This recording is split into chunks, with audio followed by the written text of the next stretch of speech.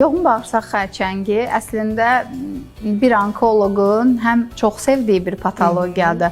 Çünki müalicəsində çox geniş imkanları olan bir patologiyadır. Həm də ki, sevmədiyi bir patologiyadır. Çünki bu qrup xəstələrdə əksər hallarda bizə metastatik mərhələdə müraciət edənlərin sayı daha çoxdur. Təəssüf ki, bu da risk faktorlarının çox geniş olmağı və risk faktorlarının həm bizdən asılı olmayan, dəyişə bilmədiyimiz, həm də dəyişə bilən iki qrupa bölünməsidir.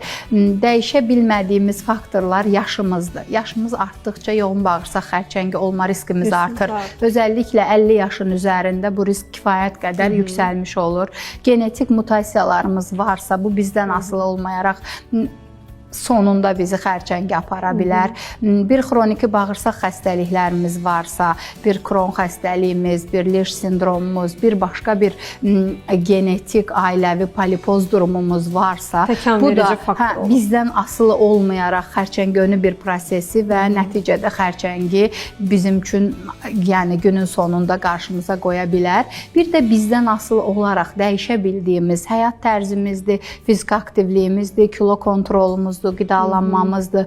Özəlliklə qırmızı ət istifadəsini azaltmağımız, lifli qidaları artırmağımız, qəbizliyi azaltmaq üçün fiziki aktivliyimiz, bol maye qəbulumuz və yaxud bədən çəki indeksinə nəzarət etməyimiz bu bizdən asılı olaraq bizim dəyişə biləcəyimiz və zərərli fast food dediyimiz qidalardan daha uzaq duraraq sağlam bəslənmə sayılan daha çox meyvə və tərəvəzlərin üstün tutulduğu bir qida rasionuna əməl etməklə biz bağırsaq xərçəngindən qismən qoruna bilərik.